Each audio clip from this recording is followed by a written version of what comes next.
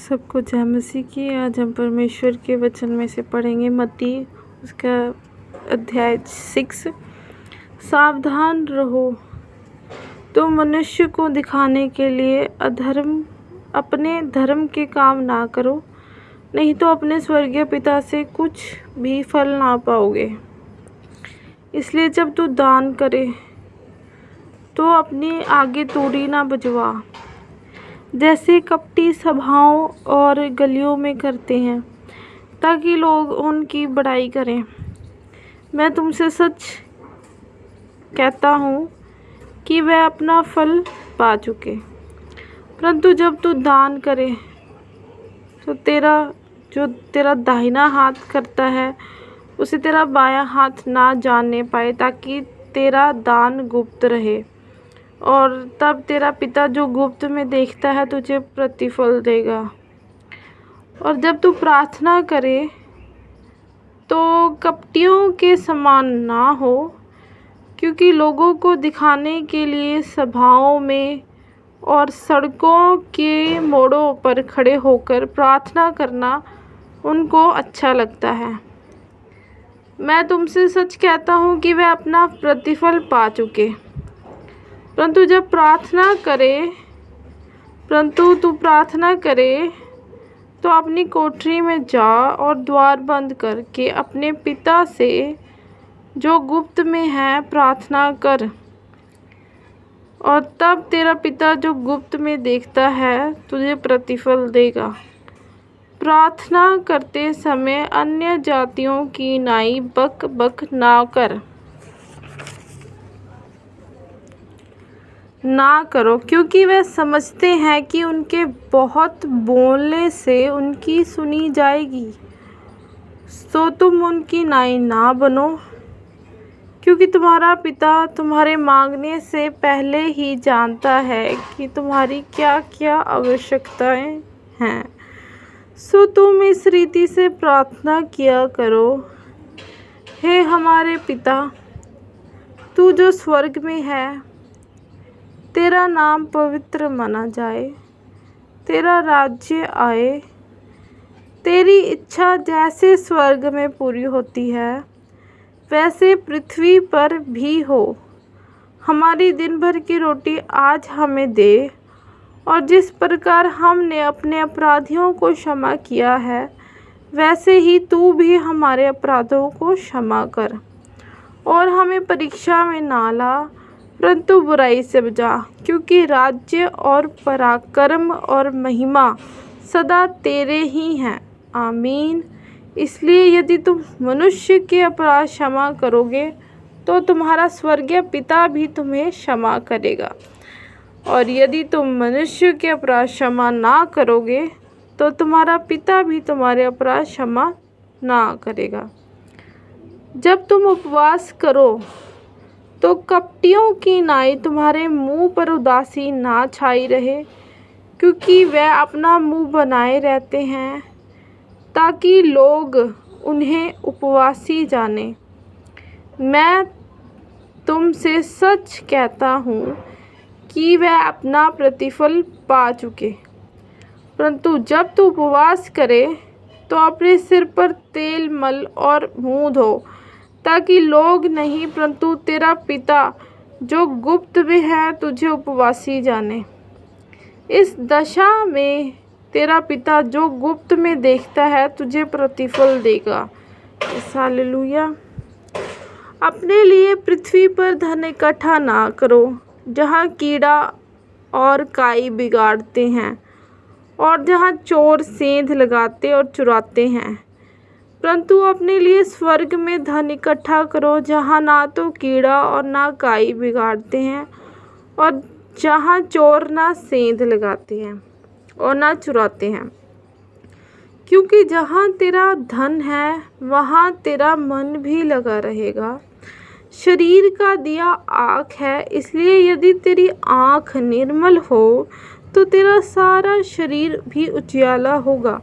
परंतु यदि तेरी आँख बुरी हो तो तेरा सारा शरीर भी अंधियारा होगा।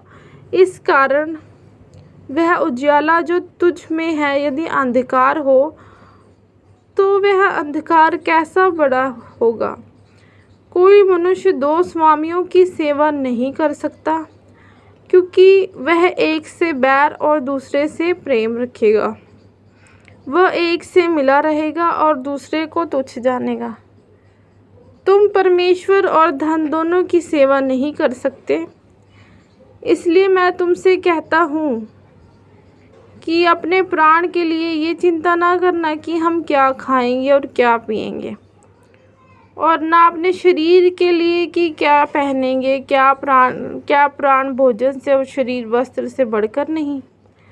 आकाश के पक्षियों को देखो, वह ना तो बोते हैं, ना काटते हैं और ना खत्तों में बटोरते हैं, तो भी तुम्हारा स्वर्गीय पिता उनको खिलाता है। हालेलुया।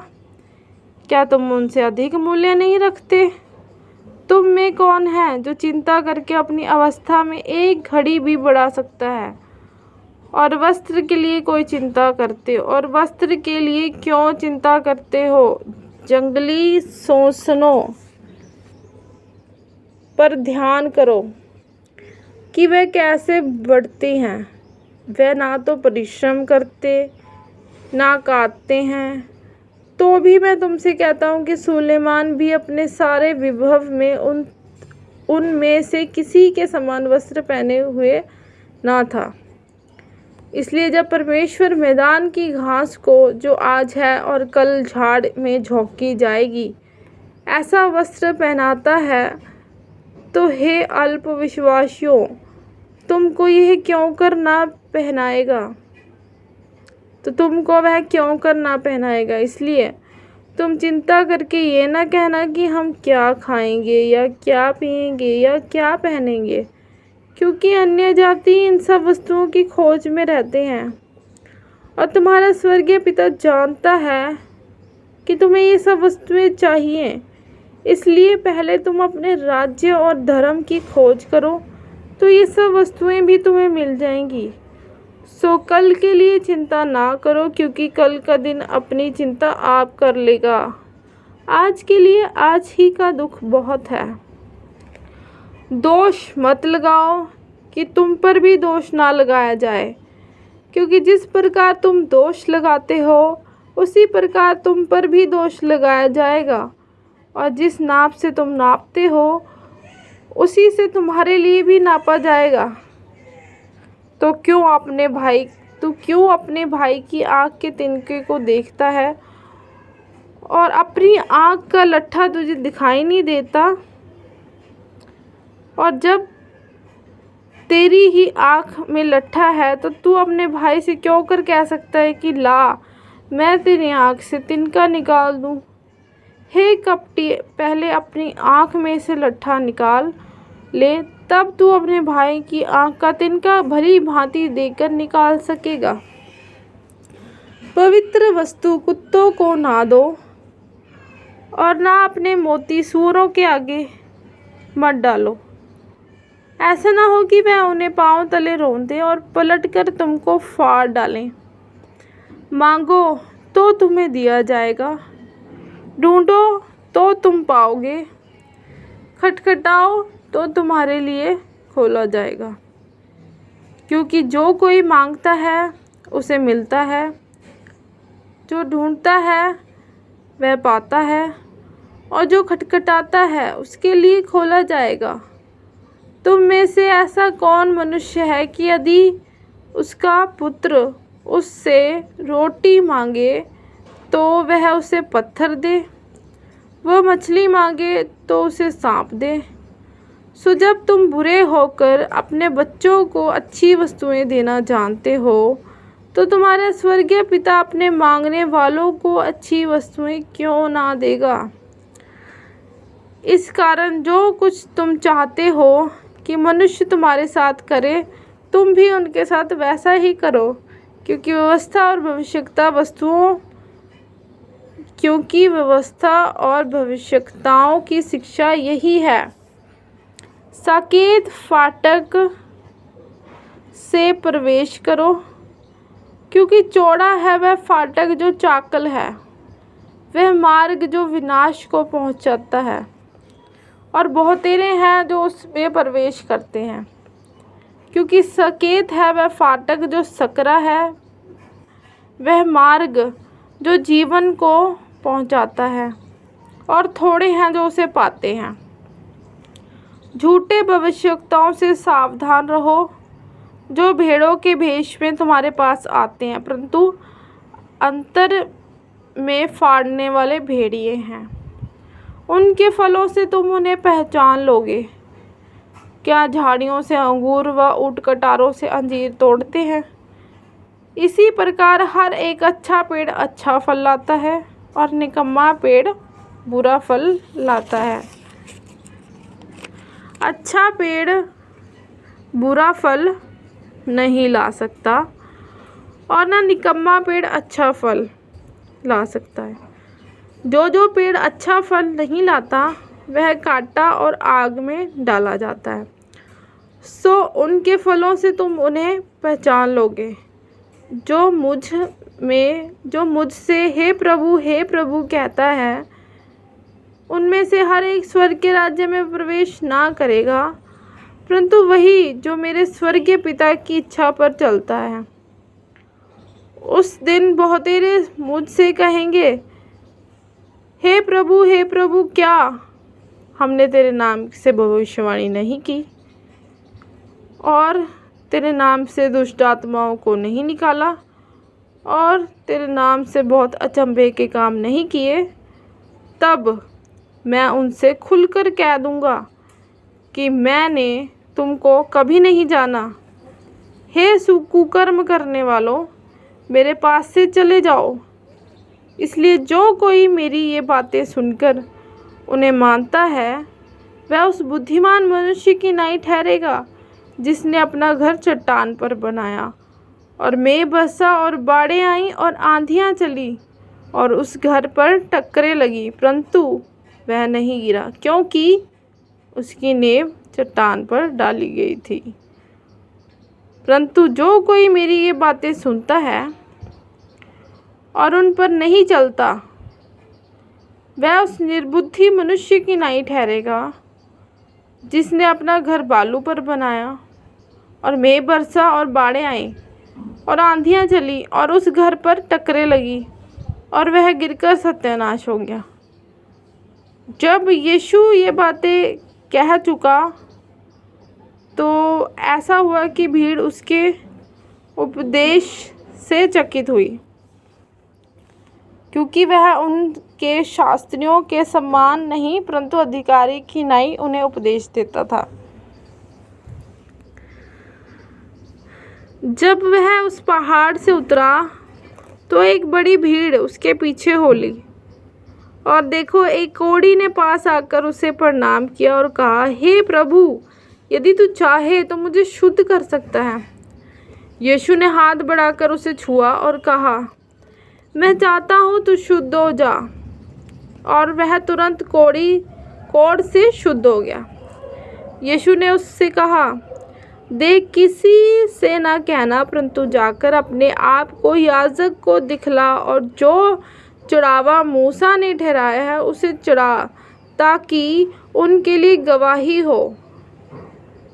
और जब कफरनहूम में आया, तो एक सूबेदार ने उसके पास आकर उससे विनती की कि हे प्रभु, मेरा सेवक घर में झोले का मारा बहुत दुखी पड़ा है। उसने उनसे कहा, मैं आकर उसे चंगा करूँगा। सूबेदार ने उत्तर दिया कि हे प्रभु, मैं इस योग्य नहीं कि तू मेरी छत के तले आए, पर केवल मुख से कह दे तो मेरा सेवक चंगा हो जाएगा, क्योंकि मैं भी पराधीन मनुष्य हूँ, और सिपाही मेरे हाथ में है। और जब एक से कहता हूँ जा, तो वह जाता है, और दूसरे से कि आ, तो वह आता है, और अपने दास से कहता हूँ कि यह क्या कर, तो वह करता है। यह सुनकर यीशु ने अचंभा किया,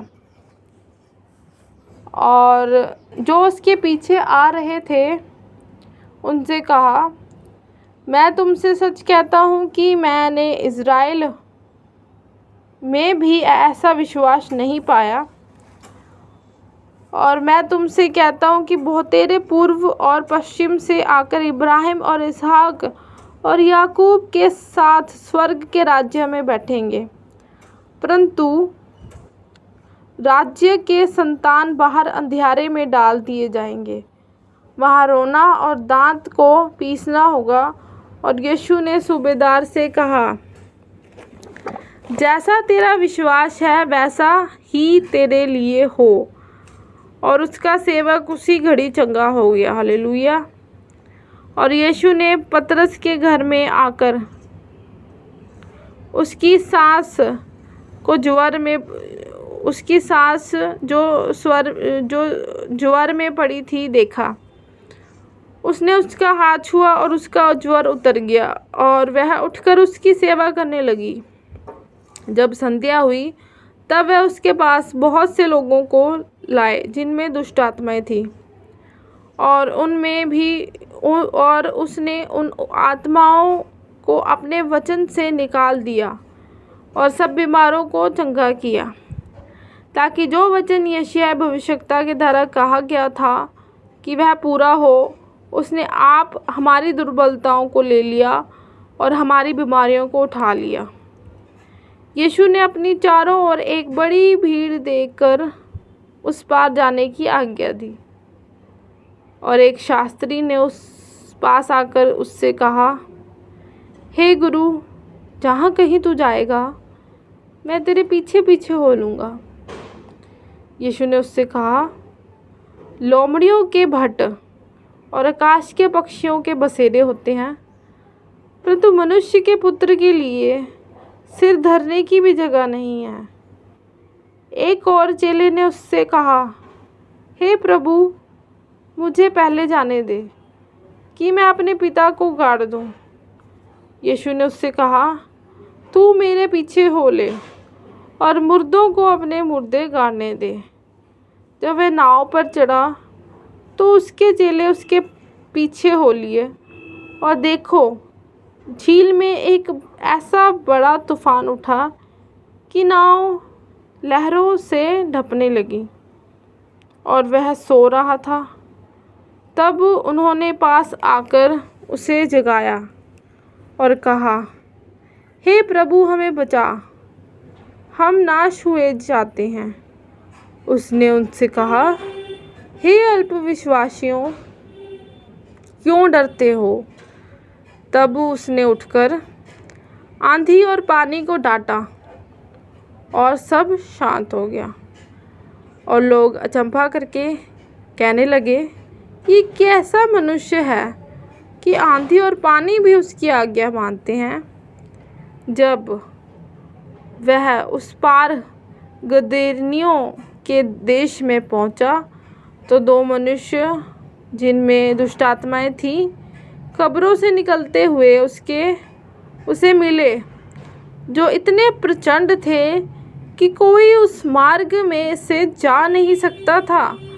और देखो, उन्होंने चिल्लाकर कहा, हे परमेश्वर के पुत्र, हमारा तुझसे क्या काम? क्या तू समय से पहले हमें दुख देने यहाँ आया है? उससे कुछ दूर बहुत से सूअरों का एक झुंड चर रहा था।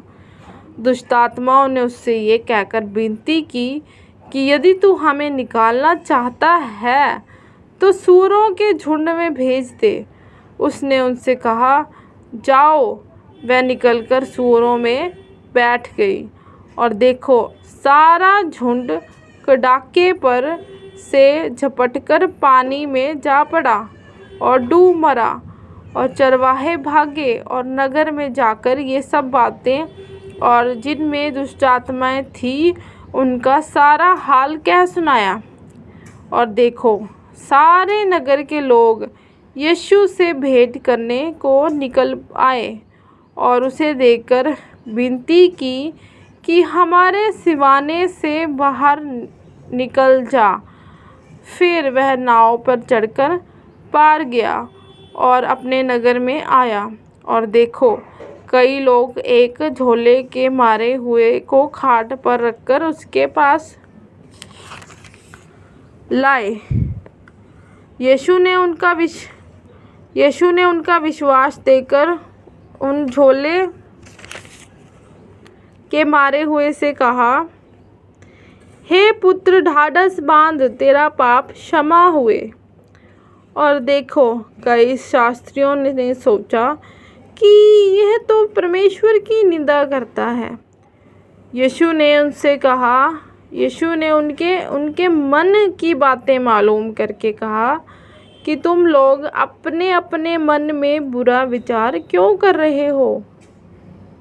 सहज क्या है, ये कहना कि तेरे पाप क्षमा हुए, या ये कहना कि उठ और चल फिर?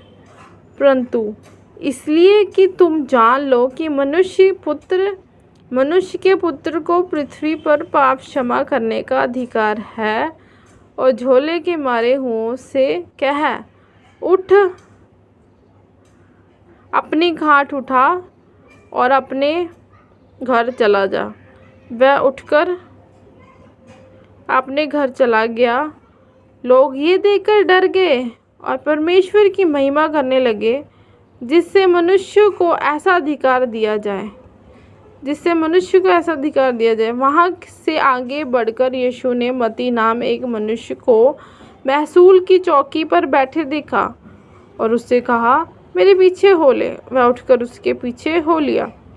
और जब वह घर में भोजन करने के लिए बैठे तो बहुतेरे महसूल लेने वालों और पापी आकर यीशु और उसके चेलों के साथ खाने बैठे।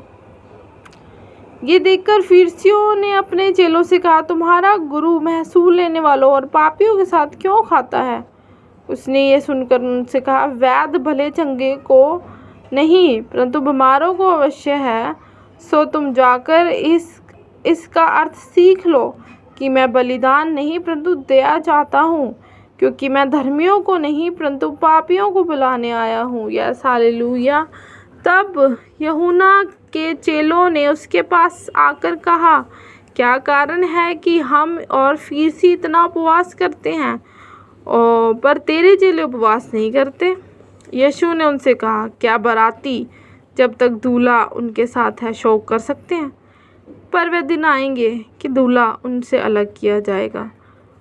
उस समय वह उपवास करेंगे, कोरे कपड़े पर पैबंद पुराने पहराव पर कोई नहीं लगाता, क्योंकि वह पैबंद पहराव में से और कुछ खींच लेता है और वह अधिक फट जाता है। और नया दाखरस पुरानी मशाकों में नहीं भरते, परंतु ऐसा करने से मशाकें फट जाती हैं और दाखरस बह जाता है और मशाकें नाश हो जाती है। परंतु नया दाखरस नई मशाकों में भरते हैं और वह दोनों बची रहती हैं। हालेलुया।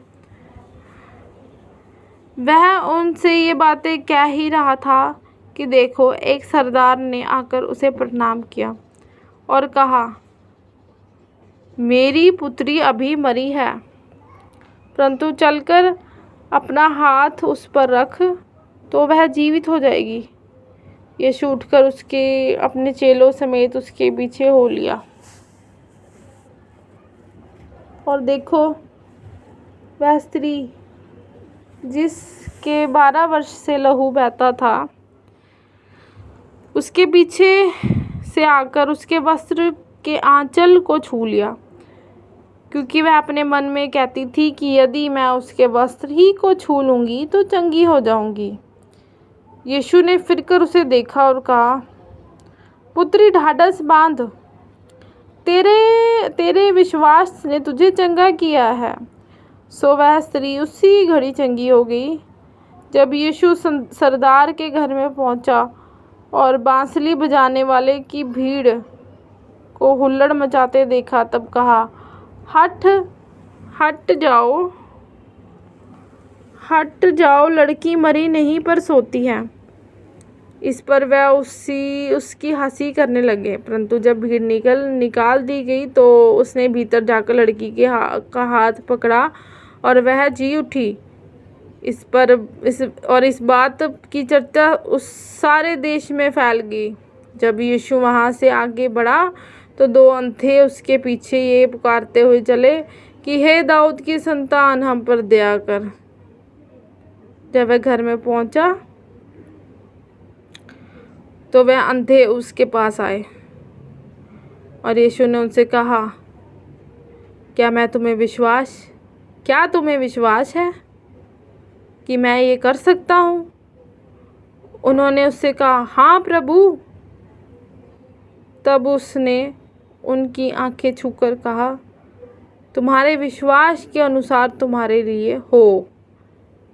और उनकी आंखें खुल गई और यीशु ने उन्हें चिताकर कहा, सावधान, कोई इस बात को ना जाने।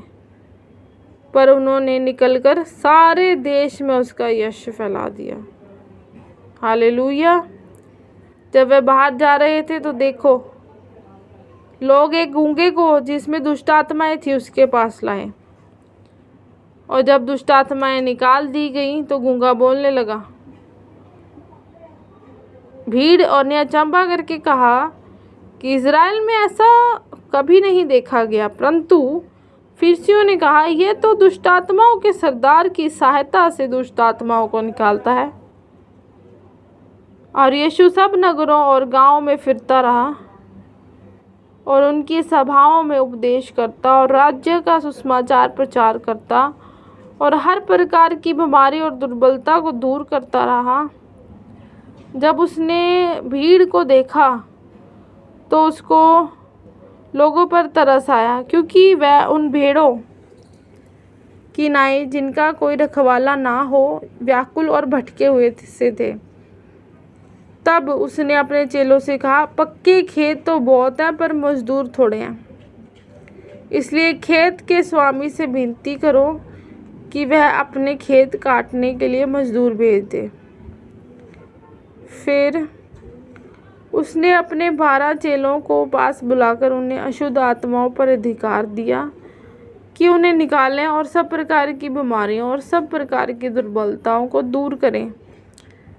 और 12 प्रेरितों के नाम ये हैं, पहला शमौन जो पतरस कहलाता है, उसका भाई इंद्रियास, जब्दी का पुत्र याकूब और उसका भाई यूहन्ना, फिलिपुस और बरथुल्मै, थोमा और महसूल लेने वाला मती, हल्फे का पुत्र याकूब और तद्दे, शमौन कनानी और यहूदा इस्करियोती जिसने उसे पकड़वा भी दिया।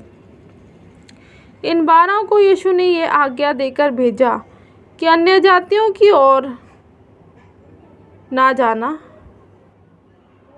और सामरियों के किसी नगर में प्रवेश ना करना, परंतु इज़राइल के घराने ही की खोई हुई भेड़ों के पास जाना। चलते चलते प्रचार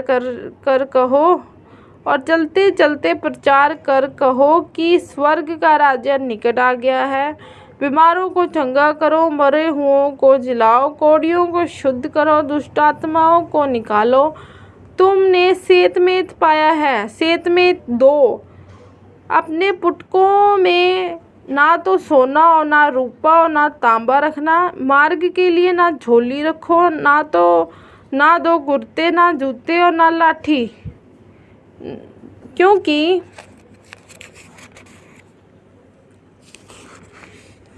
मजदूर को उसका भोजन मिलना चाहिए।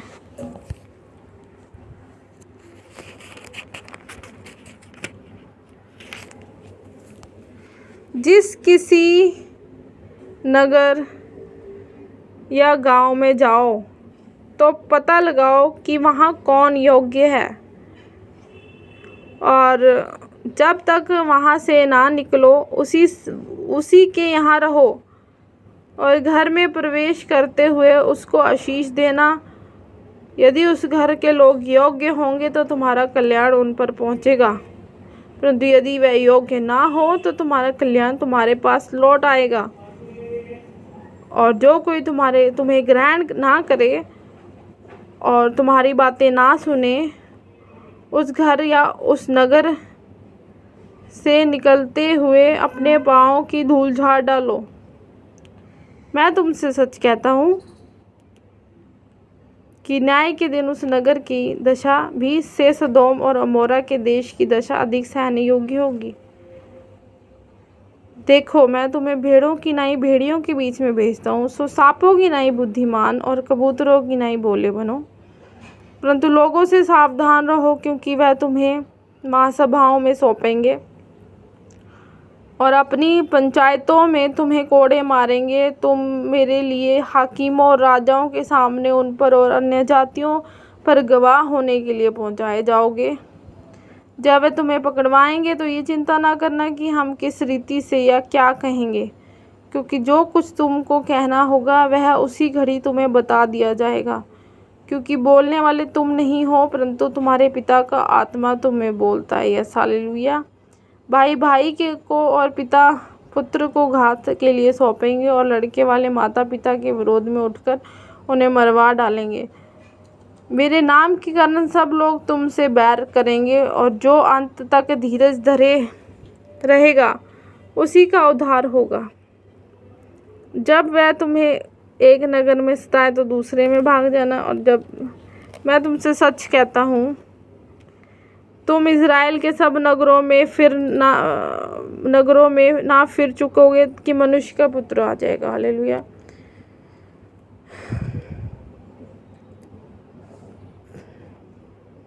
चेला अपने गुरु से बड़ा नहीं, और ना दास अपने स्वामी से।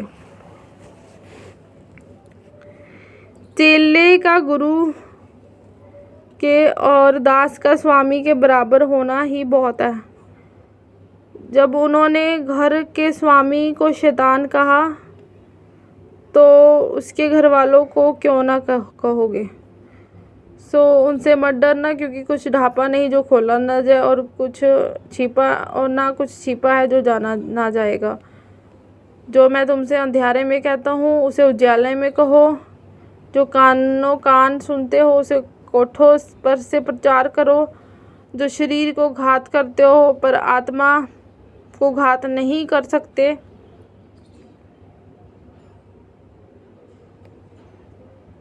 उनसे मत डरना, पर उसी से डरो जो आत्मा और शरीर दोनों को नरक में नाश कर सकता। हालेलुया। क्या पैसे में 2 गौरियां नहीं बिकती? तो भी तुम्हारे पिता की इच्छा के बिना उनमें से एक भी भूमि पर नहीं गिर पड़ सकती।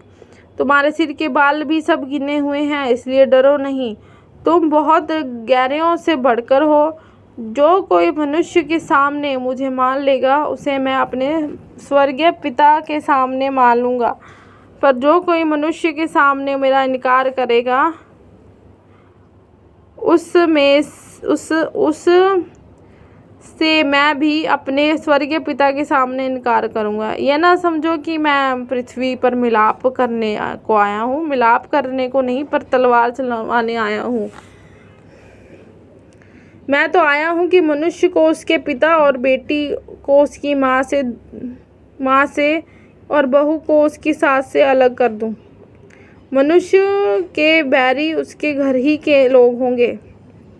जो माता पिता या को मुझसे अधिक प्रिय जानता है वह मेरे योग्य नहीं, और जो बेटा या बेटी को मुझसे अधिक प्रिय जानता है वह मेरे योग्य नहीं, और जो अपना क्रूस लेकर मेरे पीछे ना चले वह मेरे योग्य नहीं। जो मेरे प्राण बचाता है वह उसे खोएगा, जो अपने प्राण बचाता है वह उसे खोएगा, और जो मेरे कारण अपना प्राण खोता है वह उसे पाएगा।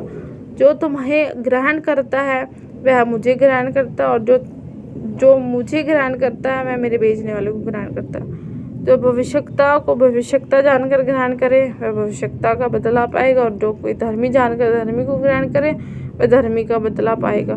जो कोई इन छोटे में से एक को चेला जानकर केवल एक ही कटोरा ठंडा पानी पिलाए, मैं तुमसे सच कहता हूँ कि वह किसी रीति से अपना प्रतिफल ना खोएगा। परमेश्वर के वचनों को पढ़े जाने पे हम सबको आशीष मिले। आमीन, आमीन, आमीन।